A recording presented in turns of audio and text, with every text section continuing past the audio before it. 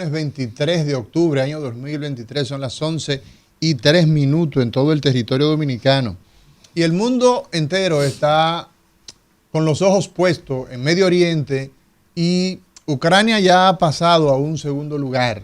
Sin embargo, no es menos importante lo que está sucediendo en esos dos lugares del mundo. Pero el tema aquí, en particular, con la Franja de Gaza y la perspectiva sanitaria, la crisis en que esta pequeña porción del mundo está sumergida, donde casi 2 millones de seres humanos están atrapados aquí en un perímetro muy corto, no tienen la posibilidad de movilizarse.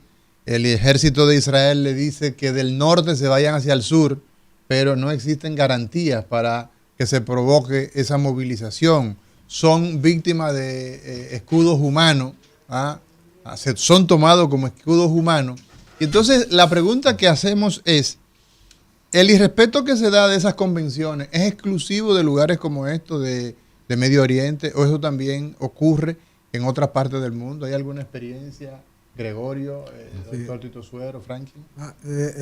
Es prácticamente mundial, pero en la experiencia que nosotros hemos vivido. ¿Su experiencia en guerra o en...? En El Salvador. En El Salvador. Durante el conflicto armado que había allá, me tocó ir a llevar socorro después del terremoto. Uh-huh. Y allá la guerrilla dijo que iba a hacer una tregua, porque ellos estaban afectados también. ¿Qué año estamos hablando? Estamos en el 87. En el 87. Cuando dijeron que no. ¿Por qué? Porque hubo un cese, se declaró un cese al fuego. Se propuso un cese al fuego. Okay. Entonces el gobierno dijo que no, porque en ese momento si hacía un cese al fuego dejaba de entrar dinero de apoyo para el combate. Las ayudas que llegaban se le entregaban al organismo que estaba internacionalmente identificado como responsable y capaz de dar respuesta sin tener parcialidad, que era la Cruz Roja. Pero cuando los aviones comenzaban a ser descargados en el aeropuerto, no se le podía entregar a la Cruz Roja, bajo sospecha de sospecha.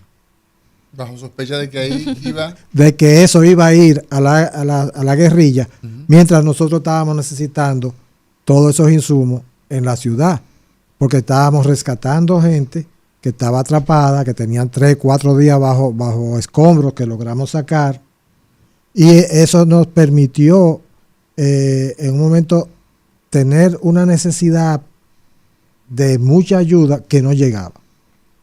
Y todo estaba retenido en el aeropuerto porque los militares no querían entregarlo a la Cruz Roja, que era la encargada de distribuirlo en la ciudad, donde había problemas de resistencia, ¿verdad? De personas atrapadas que teníamos que rescatar.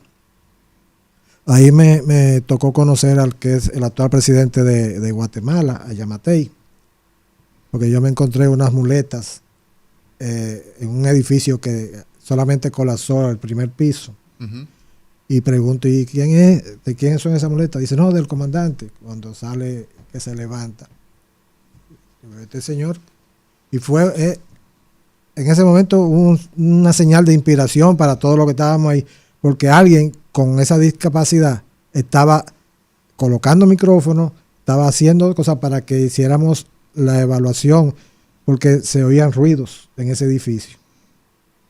Al final, él y 2 más y yo entramos por un sitio y rescatamos al que estaba haciendo el ruido, que era un miau.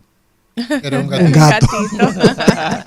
Pero esa es parte de las cosas que uno ha vivido. O sea, el problema es el irrespeto a lo que ya ha establecido, al emblema, a lo que significa un hospital, a lo que significa la Cruz Roja o la Media Luna Roja. Personal médico. Uh-huh. Y el personal de salud. Uh-huh. Si matan al personal de salud, como decía el doctor Suero, se mueren todos los heridos. No hay. Todos los heridos que están graves. Y por eso, ahora mismo, ninguno anda con ni Cruz Roja ni Media Luna Roja. E inclusive, los oficiales ahora, las divisas, las insignias, son opacas, negras, o a veces se la quitan para no ser identificado, porque un francotirador mata al comandante y entonces blanco, esa tropa está en disolución.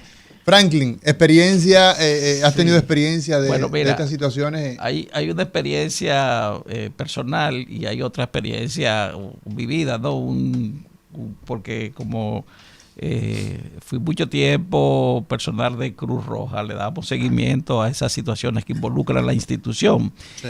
Y un escándalo reciente para que involucra al movimiento internacional de la Cruz Roja fue el caso de la liberación de los rehenes en Colombia con la guerrilla, con la FARC.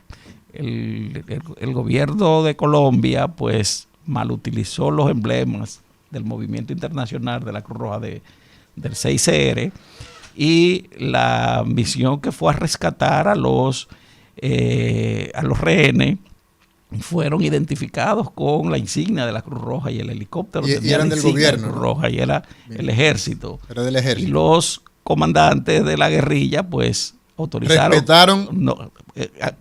Acogiéndose a los acuerdos internacionales. Exacto, respetaron los emblemas. Y ahí fueron rescatados los RN y hechos presos los guerrilleros que estaban ahí en el punto.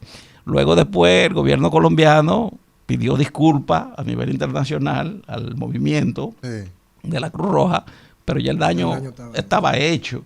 ¿Tú entiendes? Y lo personal fue cuando el golpe de Estado a Aristide en Haití, el movimiento internacional de la Cruz Roja se apoyó mucho en la Cruz Roja Dominicana por ser el país más cercano. Sí, sí. Y como había una crisis ahí sanitaria también, que por el bloqueo, no había combustible en los hospitales, ni medicamentos, ni agua, ni alimento. Entonces se hizo un corredor sanitario, como se le llamó, para proveer a los hospitales haitianos de esos insumos y de combustible, que era el principal escollo, el principal problema que había. Se coordinó con la Cruz Roja Haitiana, la Cruz Roja Dominicana, mediada por la Federación Internacional, y se articularon, eso era cuando la doctora María Rosa Beliar era la directora de la Cruz Roja, en el último periodo de Balaguer, se articuló, se montó el convoy con tanqueros de combustible, medicamentos, agua. Se lleva el combustible para Haití. Y entonces nosotros íbamos en compañía. ¿Por dónde entraron? ¿Por el sur? Imaní, Imaní, que está más cerca de Puerto Príncipe. Sí. Entonces íbamos acompañando nosotros en la comitiva al señor, que en paz descanse, Frank Guillén, que era el subdirector, y yo estaba en el equipo de salud. Y cuando íbamos con las banderas blancas de paz, con la bandera, el escudo protector, que es la Cruz Roja sola, sin nombre, sin Cruz Roja Dominicana ni nada, sino el escudo, solamente la bandera roja, la Cruz Roja en un fondo blanco, se llama escudo protector. Y íbamos pasando la frontera, pasamos la frontera con una ruta predeterminada, coordinada, para cuál iban los hospitales que íbamos a abastecer. Sí. Pues fue atacado el convoy y le cayeron a tiros. A tiros, a las ambulancias, a todo. Nos hicieron devolver otra vez, salir todos los vehículos, y se quedaron con toda la ayuda, con los combustibles, con el agua, lo desviaron hacia las bases navales. O sea que esas bandas llevan ya muchos años operando así mismo, así es. Bien, señores, el tema del día de hoy es justamente crisis sanitaria en medio de guerra. ¿Cómo nosotros podemos coordinar, cómo se puede llevar a cabo todos los arreglos, todo lo relativo a montar la logística, la utilización de recursos humanos, disposición, etcétera, en medio de una guerra? ¿Existe un diseñado, un protocolo para la coordinación y todo esto? Bueno, hay que ver que los escenarios no son los mismos. No es lo mismo el escenario de un terremoto, ¿verdad?, de un ciclón, o de lo que pasó en San Cristóbal hace poco. Uh-huh. La explosión. Todos tienen como en común. Son escenarios distintos. Que son catástrofes. Sí. Son catástrofes, sí, pero no son iguales. Son situaciones en las que la capacidad de respuesta no es suficiente uh-huh. para eso. Eso es un desastre. Exacto. Uh-huh. La demanda es mayor que lo que puedes ofrecer. Claro, es mayor la demanda. Aquí Por ejemplo, los hospitales. Los hospitales tienen diseñado su comité de emergencia, exacto. Pero cuando tú te pones a ver, y tú vas hospital por hospital y preguntas cómo está estructurado, cómo está... Todo está diseñado en base a la ocurrencia posible de un evento de naturaleza tecnológico de eso o natural, pero no para guerra. La guerra tiene un diseño diferente. Tú vas a un hospital militar, habría que ver si tiene el hospital militar de San Isidro o el hospital central de la Fuerza Armada, el hospital general de la policía, diseñado, tiene que tener diseñado un plan de contingencia en situación de un evento bélico. Y ese evento requiere una serie de actitudes, de normas, de protocolos, como se habla ahora, que tú quizás no la puedas tener en el caso de una catástrofe natural. Son diferentes. Se puede, por ejemplo, tú puedes aplicar medicina preventiva. Hubo un terremoto, colapsaron edificios. Dentro de ese contexto, tú puedes aplicar una serie de medidas, incluyendo vacunación. Pero en caso de una guerra, esa gente que está ahora mismo, esa población civil que está sometida a la presión que hay de un ambiente bélico, no va a ser tan fácil que tú le apliques esas vacunaciones y esos aportes como tú lo harías en un ambiente no bélico. No bélico. no bélico. Incluso la ayuda internacional no es la misma para responder en caso de que un ambiente de guerra o un ambiente post evento natural, porque no todo el mundo tiene el temor. Por ejemplo, para tú enviar un contingente de médicos ahora es difícil encontrar voluntarios que vayan. Tú puedes decir, por ejemplo, en caso de terremoto, nosotros en el terremoto de Guatemala en el 76, el Darío Contreras envió una brigada que tuvimos allá y ahí hubo 26,000 muertos. Y ahí nosotros hicimos tanto el doctor García Lorenzo, el doctor Gilberto Martínez, yo, Fermín, estuvimos allá en Guatemala en eso, pero fue un terremoto. Claro. Y estábamos... No habían balas de por medio. No hay riesgo. No habían bombas Sin por embargo, medio. El riesgo siempre existe. Sí, pero...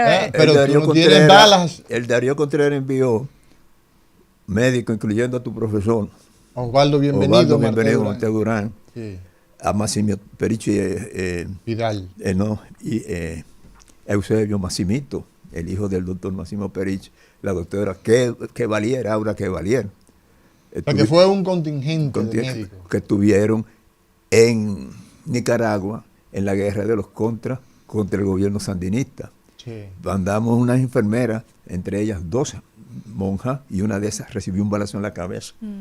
No murió, pero oye, claro, recibió un balazo en la cabeza. Claro. O sea que son coordinaciones que son muy diferentes. Muy diferentes. Sí. Por ejemplo, ahora, cuando hubo la explosión en el puerto, en el Líbano, el Líbano, sí,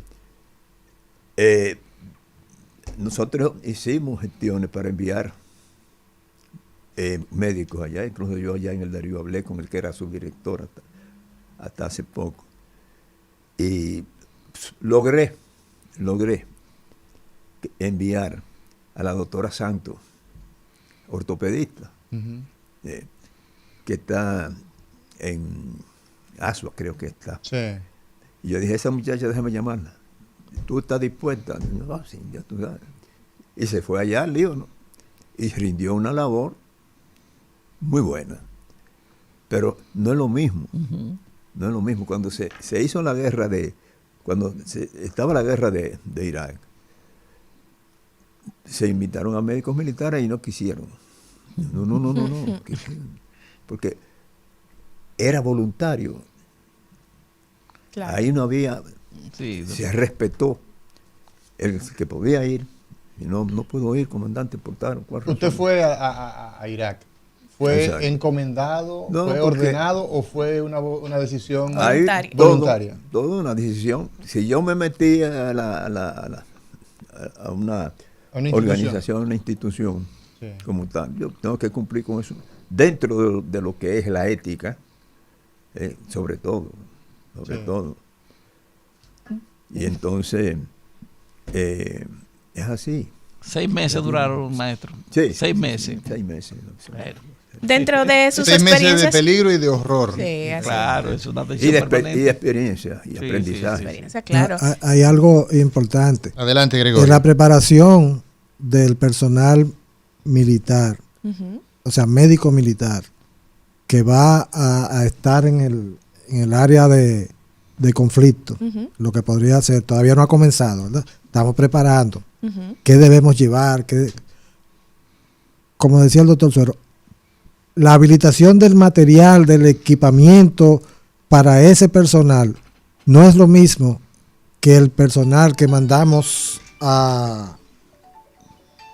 A una emergencia A un desa- por a un desastre natural, por natural. ejemplo, Claro, por un fenómeno Claro. natural. Porque tiene problemas de logística, tiene problemas de soporte, de recibir después lo que se va a necesitar. Cuando tú tienes un equipo y tú le dices, ok, vamos a llevar gasa, vamos a llevar soluciones, vamos a llevar férulas de inmovilización, normal. Pero hay otra cosa ahí, Gutiérrez. O sea, lo famoso que conocemos muy bien, los llamamientos internacionales. Sí. Ahí en guerra no hay tiempo de No, hacer no hay- llamamientos no. internacionales. Entonces- no hay una estructura que diga necesitamos esto, porque eso se hace en desastre. Ni va- Pues, Sí.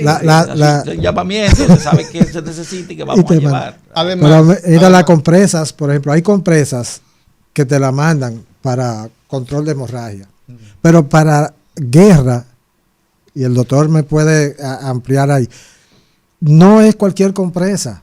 Ahora ya hay compresas especiales para detener la hemorragia. no solamente con anticoagulantes. Con anticoagulantes. Tienen efecto O sea, anticoagulante. y- Mira, tenemos que irnos a una pausa. En breve regresamos, no le cambie. Hoy crisis sanitaria en medio de guerra.